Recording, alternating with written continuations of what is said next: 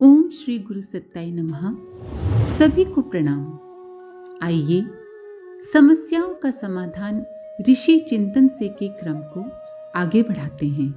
प्रश्न: जीवन साधना के तीसरे चरण आत्मनिर्माण का क्या अर्थ है? उत्तर: आत्मनिर्माण का अर्थ है अपने व्यक्तित्व को उत्कृष्ट और सुसंस्कृत बनाने के लिए योजनाबद्ध प्रयत्न, दुर्गुणों को निरस्त करना, सद्गुणों की प्रतिष्ठापना करना, व्यक्तित्व को उज्जवल बनाने के लिए आत्मविकास की अगली सीढ़ी चढ़ने के लिए सद्गुणों की संपत्ति एकत्रित करना और दुर्गुणों को खत्म करना अत्यंत आवश्यक है। अपने व्यक्तित्व का विकास जीवन साधना की सफलता, उत्कृष्ट चिंतन और आदर्श कर्तव्य अपनाए रहने पर ही निर्भर है। इस साधना में चंचल मन और अस्थिर बुद्धि से काम नहीं चलता। इसमें तो संकल्पनिष्ठ, धैर्यवान और सतत प्रयत्नशील रहने वाला व्यक्ति ही सफल हो सकता है। सद्विचार और सत्कर्म की समग्र जीवन पद्धति अपनाने से ही व्यक्तित्व को सुसंस्कृत बनाना संभव होता है। अपना लक्ष्य यदि आदर्श मनुष्य बनना है तो इसके लिए व्यक्तित्व में आदर्श गुणों और उत्कृष्ट विशेषताओं का अभिवर्धन करना अनिवार्य है। आत्मनिर्माण के चरण में यही करना होता है। प्रश्न: जीवन साधना के चौथे व अंतिम चरण आत्मविकास को किस प्रकार पूर्ण किया जाए?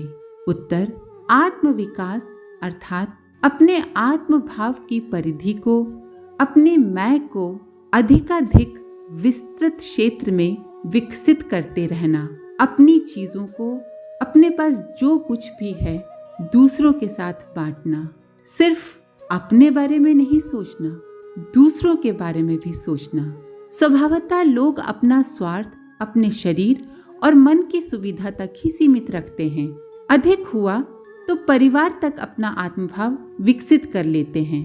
स्मरण रखा जाना चाहिए कि मानवीय व्यक्तित्व ईश्वर की सर्वश्रेष्ठ कलाकृति है। इसके पीछे सृष्टा का जो श्रम लगा है, उसके पीछे सृष्टा का ये उद्देश्य है कि मनुष्य उसके सहयोगी की तरह सृष्टा की सुव्यवस्था में संलग्न रहकर उसका अर्थात ईश्वर का हाथ बटाए।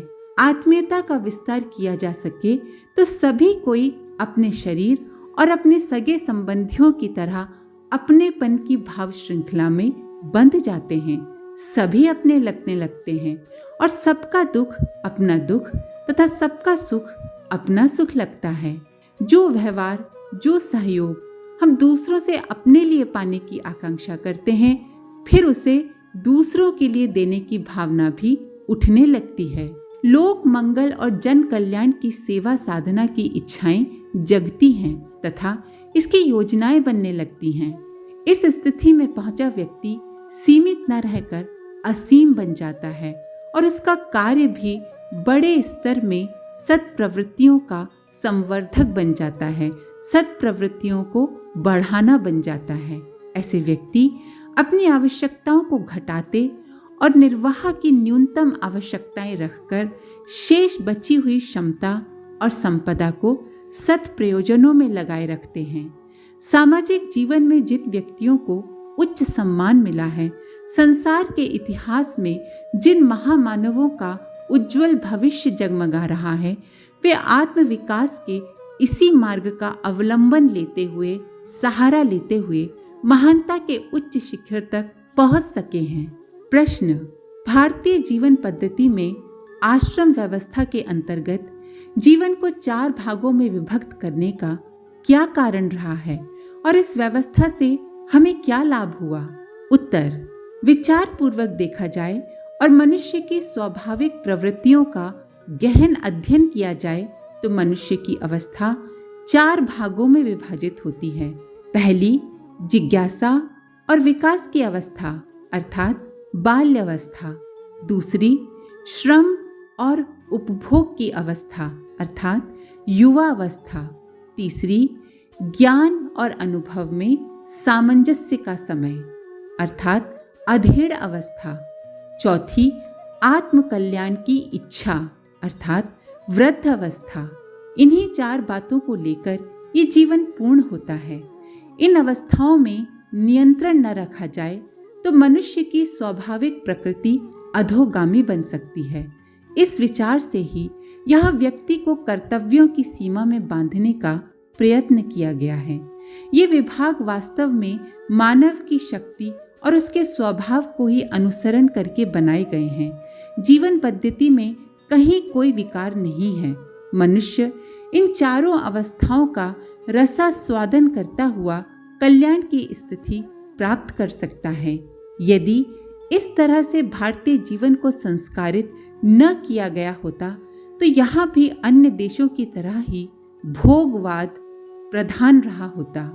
जो शुद्धता, पवित्रता, नैतिकता, उत्कृष्टता, आदर्शवादिता, शक्ति और विशेषता यहाँ के जीवन में रही है वो न रही होती। यहाँ के लोग वो समृद्धि, सुख और आनंद प्राप्त न कर सके होते जिसके लालच में जीवन मुक्त आत्माएं भी यहाँ लौट लौट कर आई हैं। इस जीवन पद्धति में कोई त्रुटि नहीं, कोई शिकायत नहीं। संपूर्ण व्यवस्थित जीवन का नाम है आश्रम व्यवस्था। ये जीवन पद्धति की उत्कृष्ट कला का विकास है। प्रश्न, आत्मभाव का विस्तार करने पर क्या प्रतिक्रिया होती है, हमें क्या लाभ मिलता है? उत्तर, आत्मभाव का विस्तार करने की प्रतिक्रिया ये होती है कि हमारे व्यवहार में सहज ही सौजन्य का, निस्वार्थ प्रेम का समावेश होने लगता है। स्नेह की सरिता इसी आधार पर प्रवाहित होती है। प्रेम उसी के साथ बन पड़ता है जिसके साथ किसी रूप में आत्मीयता जुड़ जाती है।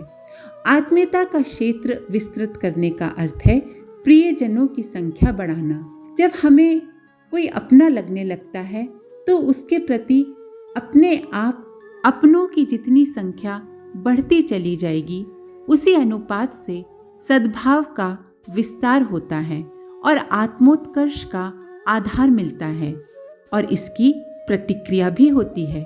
जब हम किसी को निस्वार्थ भाव से प्रेम देते हैं तो कभी न कभी बदले में हमें अवश्य निस्वार्थ प्रेम प्राप्त होता है। निस्वार्थ भाव से, सहज भाव से किया गया स्नेह सिक्त सद्व्यवहार अपनी प्रतिक्रिया लेकर बड़े चढ़े रूप में हमारे पास वापस लौटता है। अनुदान का प्रतिदान मिलता है। जिन्हें अपना माना गया है वे सर्वथा कृतज्ञ नहीं रह सकते। बदले में उनकी उदारता एवं सद्भावना भी ब्याज समेत वापस लौटती है। ये लाभ ऐसा है जिसे मात्र सदाशयता के बदले इतना बढ़ चढ़कर पाया जा सकता है कि उसका मूल्य आका ही नहीं जा सकता। स्नेह के बदले स्नेह खरीदा जा सकता है और सौजन्य के बदले सौजन्य। कहते हैं ना, जो आप दूसरों को देते हैं वही आपके पास वापस लौटता है। धर्म धारणा में स्नेह सौजन्य को भी एक महत्वपूर्ण घटक माना गया है।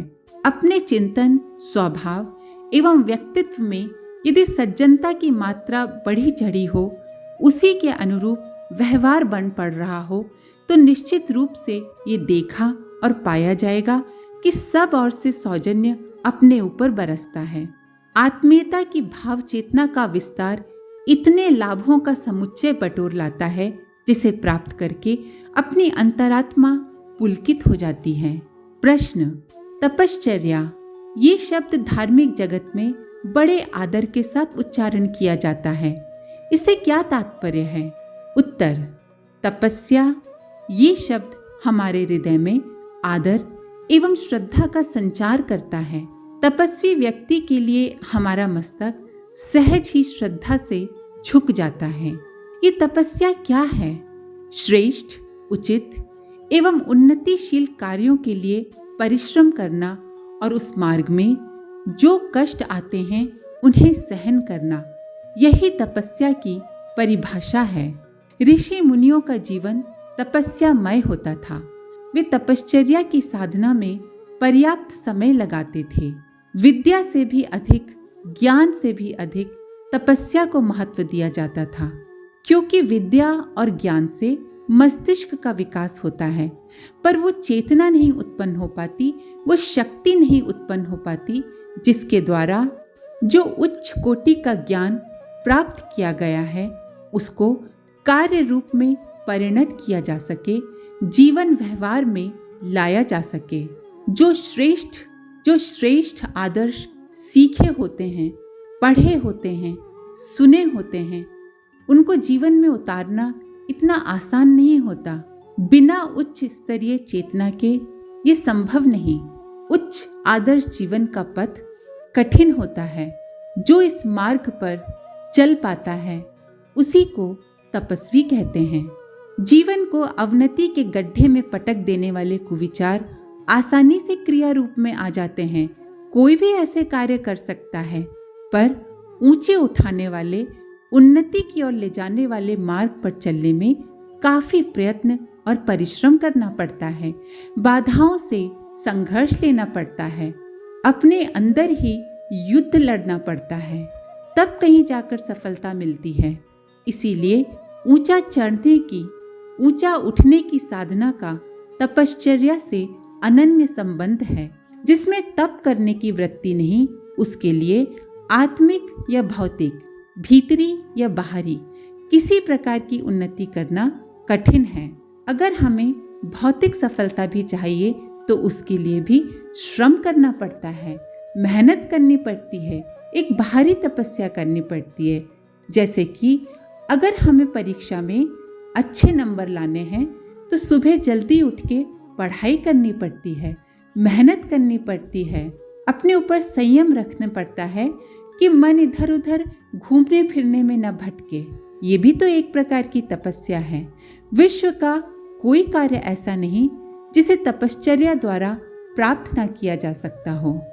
आज के लिए इतना ही। अपने विचार कमेंट बॉक्स में जरूर लिखें। आप सभी का धन्यवाद। ओम शांति। हमारे YouTube चैनल को सब्सक्राइब करें और बेल आइकन को दबाकर ऑल पर क्लिक करें ताकि आने वाले सभी वीडियोस की नोटिफिकेशन आपको मिलती रहे।